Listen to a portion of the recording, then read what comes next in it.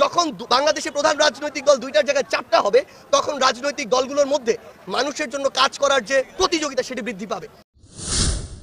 কিংবা ডিল করে একবার এ ক্ষমতা আসবে, একবার এ ক্ষমতা আসবে, এই চর্চা থেকে বের হয়ে আসার জন্য আমাদের বাংলাদেশের নতুন এবং গুরুত্বপূর্ণ আরো রাজনৈতিক দল দরকার।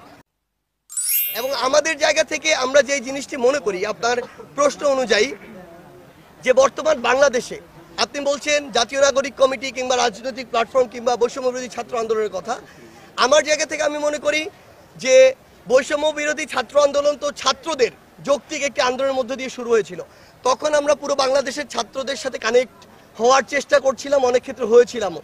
কিন্তু আমাদের এই আন্দোলন শেষ হয়েছে ছাত্র জনতার আন্দোলন দিয়ে।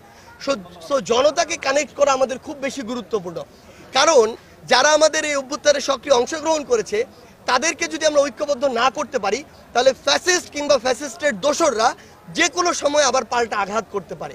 এই আঘাত মোকাবেলা করার জন্য, এই অভ্যুত্থানকে বাঁচিয়ে রাখার জন্য আমাদেরকে একটি প্ল্যাটফর্মে এসে ঐক্যবদ্ধ থাকা প্রয়োজন।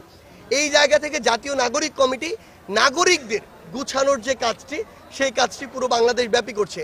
আর এই তরুণ প্রজন্ম যারা, যেখানে বিগত 16 বছর ধরে বাংলাদেশের রাজনৈতিক দলগুলো বারবার চেষ্টা করেও ব্যর্থ হয়েছে, সেখানে যেই তরুণ প্রজন্ম ওই খুনি হাসিনার পতন ঘটিয়েছে, তারা রাজনৈতিক দল গঠন করবে কিনা এটা বাংলাদেশের মানুষই নির্ধারণ করবে। কিন্তু আমরা আমাদের জায়গা থেকে বিশ্বাস করি যে তাদের একত্রিত হয়ে একটি নতুন রাজনৈতিক দল বাংলাদেশে থাকা উচিত। কি কারণে? কারণ বাংলাদেশে আসলে এই মুহূর্তে ওই যে অনেক জুজুর ভয় দেখে অনেকে বলছে -1 -2 ফর্মুলা। আমরা বিশ্বাস করি বর্তমান বাংলাদেশের ডিমান্ড হচ্ছে -2 না, বরং +2 ফর্মুলা। যখন বাংলাদেশের প্রধান রাজনৈতিক দল দুইটার জায়গায় চারটা হবে, তখন রাজনৈতিক দলগুলোর মধ্যে মানুষের জন্য কাজ করার যে প্রতিযোগিতা সেটি বৃদ্ধি পাবে।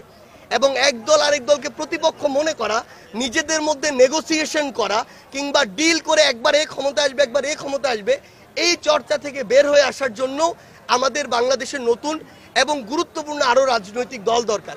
সেক্ষেত্রে বাংলাদেশের মানুষ যদি এই সমর্থনটি তাদের জায়গা থেকে জানায় যে ছাত্র জনতা ঐক্যবদ্ধভাবে একটি রাজনৈতিক দল গঠন করবে, তাহলে অবশ্যই বাংলাদেশে আবার নতুন কোনো রাজনৈতিক দল হয়তো খুব দ্রুতই দেখা যাবে।